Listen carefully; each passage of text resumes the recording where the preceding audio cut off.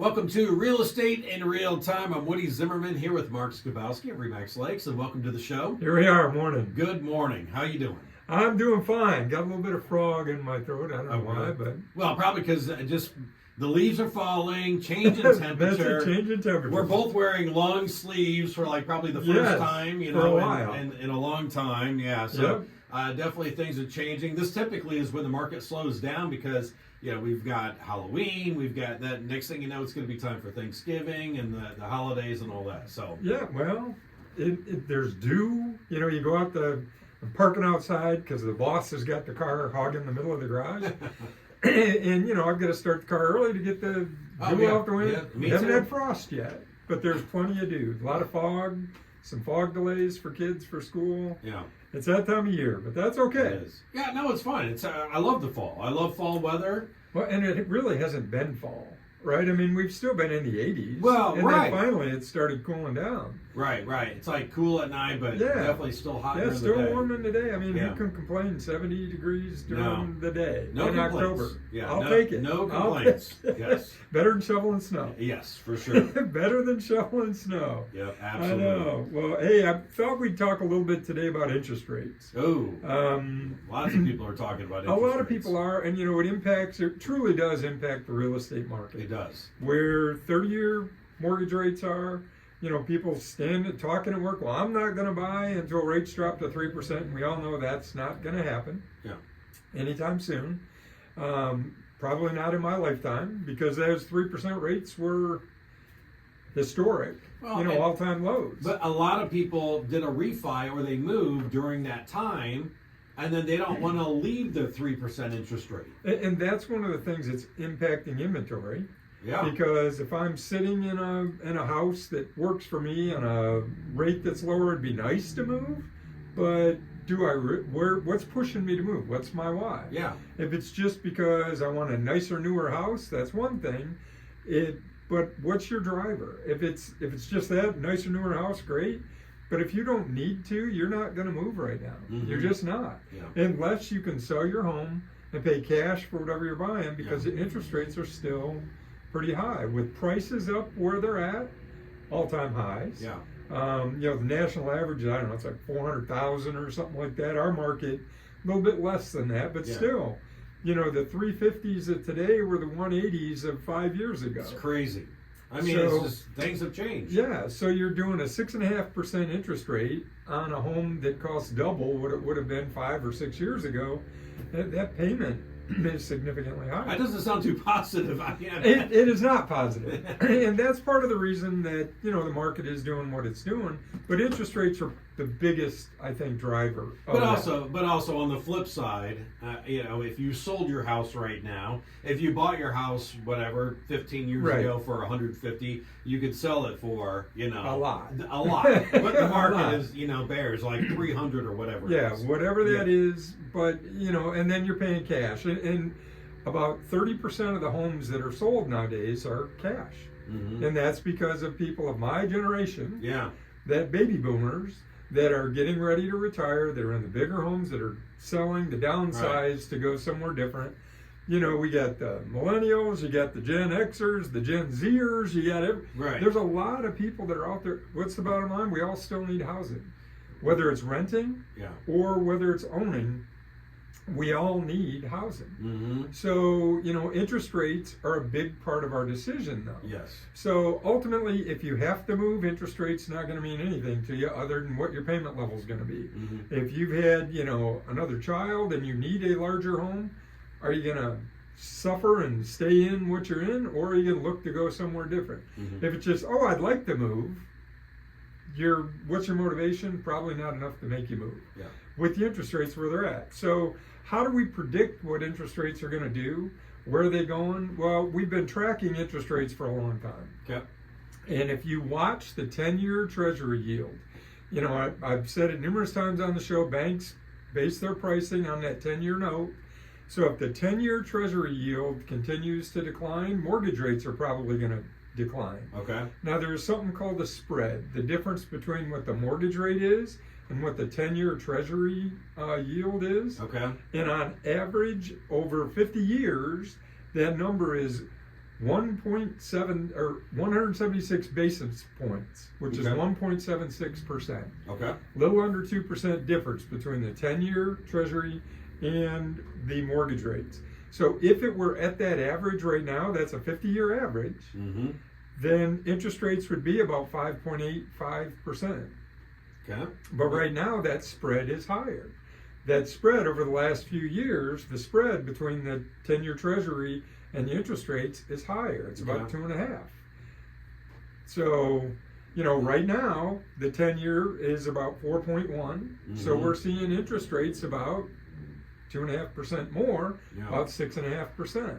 If that 10-year Treasury starts to decline, Mm-hmm. the spread will follow it, but gradually that spread is closing. And I'm making hand movements like somebody on the radio can hear me. But the reality is that spread gets tighter, Right. overall rates will be lower. So how does the Fed impact that? Yeah. If the Fed reduces that basis, if they take and they reduce the basis by the federal funds rate by a quarter of a point, the underlying assumption is that the 10-year Treasury yield is going to go down. Okay. Therefore, rates will go down. The interesting part, when they cut rates in September, the mortgage rates actually went up. It didn't go up dramatically. I heard that rates actually ticked up a little Yeah. bit. And was that because of anticipation that they were going to reduce, so they had adjusted? Mm-hmm. I don't know. But for the average layperson, Yeah. we can't predict it. But what I would say is, if you're considering buying, stay in touch with a lender so they can tell you when they think the time is right as far as interest rates go. If you're really in the market to buy. If you're thinking interest rates are what's driving my decision to do it, you need to get in touch with a professional and let them keep you in the loop on what's going on. Or watch a 10-year note Yeah. and give me a call and I'll give you my opinion at any Yeah, time. yeah, interesting. All right. Okay, more on this coming up next. You're listening to Real Estate in Real Time. Welcome back. You're listening to Real Estate in Real Time. I'm Woody Zimmerman here with Mark Skabowski of Remax Lakes, and we're talking about interest rates Yeah. and the difference between that 10-year Treasury yield and the actual rate that's out there. So what do you think is going to happen here in the next 12 months? So the experts, and I don't pretend to be an interest rate expert. But this is what you do, It's and right. so I And mean, we watch it. Yeah, we We watch it watch all it. the time. The predictions are that by the end of 26, we're going to be down below 6%. We're going to be about 5 3/4, 5 7/8, Okay. somewhere in that. So 5.85, 5.9, around 6, regardless. If you listen to our show at the beginning of this year of 2025, we were thinking we'd be in that 6.5%, Right. and that's where we're sitting. Doesn't mean we're always going to be right. Even Nostradamus is right, once every, Yeah, right. every 1,000 years. Yeah. Right? But rates in general are going to decrease. But, if you need to have a place to live and you have to move, what's the difference in 0.25% Right. on the interest rate? What I have always heard through my adult life, ever since buying my first home, is that if you need to move. Right. Because if the rates drop, you could always do a refi. You could always refi. Yeah. If you're going to stay there for a If you're while. gonna stay, If right. you're only in there for a 2-year term, No. think about that. If you're only there for 2 years, it's a short-term pain. Yeah. Right? Short term. Mhm. I'm only going to be in a place for 2 years. What difference does it make if it's 6.25, 6.5? Now I say that. Is it a monthly payment difference? Absolutely. It's more money buying at 6.5 than buying at 6.25. Your payment at 6.5 versus 6.25, but it's for 2 years, and it's probably better than renting. You're It's right. probably better than renting. But, the funny thing, I was just out in, my daughter lives in D.C., and her and her husband are thinking about buying, which, a starter home there is $1 million. Yeah. Oh yeah. In D.C. and Alexandria. I mean, in downtown. You can get out, but they're still, $850,000, $900,000. And they're in that, should I rent or should I buy? Mm-hmm. And there's some calculators out there on the web you can do, and actually, in their position, it's probably better to rent than it is to buy. Mhm. So everybody's situation is different. Every location is different. And, it all comes down to what's your why? What's your purpose for moving? If you're going to be in somewhere for 10 years, and you're at a little bit higher rate and they drop, yes, refining would probably make sense. But you need to do the math at that point. What's it going to cost me to refi? What am I gaining? Mm-hmm. How long do I have to stay in the house to cover my costs Yeah. of refinancing? Mm-hmm. So I reduced my payment by $200 a month, and it cost me $2,000 to refi. Then, okay, 2,000 divided by 210, it'd be 10 months and I'm good. Mm-hmm. So for most people, it would make sense. But if it costs you $10,000 to refinance, Yeah. and you're going to be in there in a year, and you're Yeah. only changing your payment a couple $100, it makes 0 sense. I mean, Mhm. that's an extreme example, but Yeah. trying to give Yeah. give the extreme so you can say, oh yeah, that makes sense. Yeah. So, the bottom line, watch interest rates, but don't be tied just to that interest rate. So what else determines interest rates? The economy? If the economy starts going south, is the Fed going to cut rates? Probably. If unemployment jumps up, are they going to cut rates? Probably.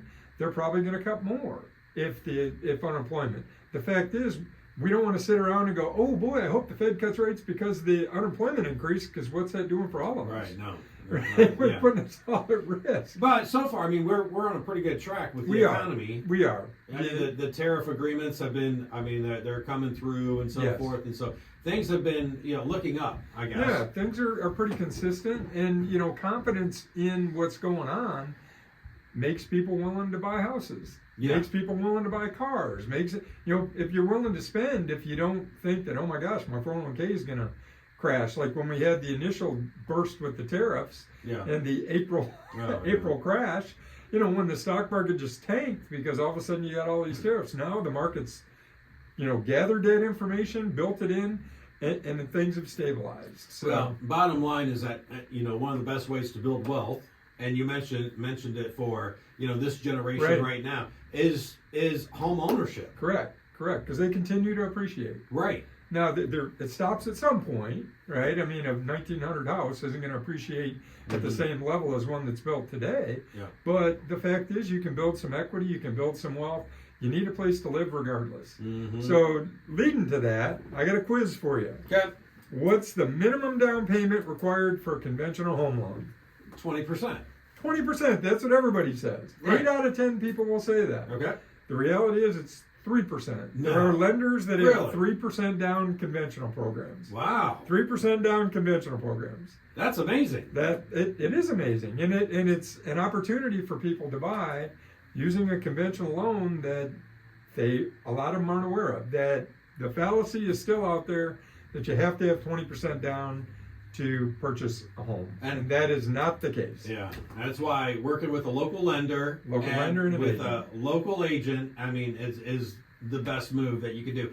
People think that they're going to save money if they buy, Yeah. for sale by owner. Yeah. But you can negotiate, far better than We can work on the it. average person. All right. Yep. If you'd like to continue this conversation with Mark, make sure you reach out your contact info. Sure, it's website, skabowskiteam.com, phone numbers 574-527-0660. Okay, very good. Great information today. You've been listening to Real Estate in Real Time.